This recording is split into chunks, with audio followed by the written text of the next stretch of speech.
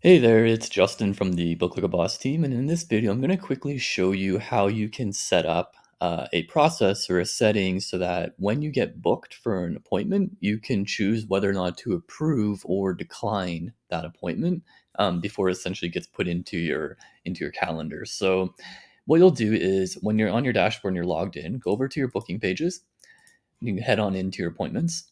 And just for an example here, I'll use this Book Like a Boss demo appointment to show you.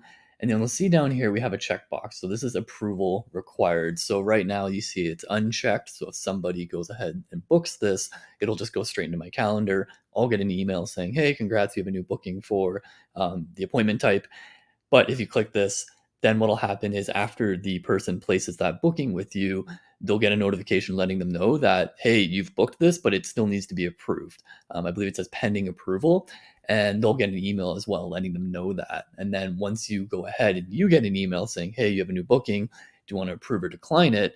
Then once you do that, it'll then inform the client that their appointment has been approved or it's been declined, and it'll add it into their calendar that way. So hope that's helpful. If you have any other questions, you're always free to reach out and get in touch with us here in the chat icon in the bottom right hand corner.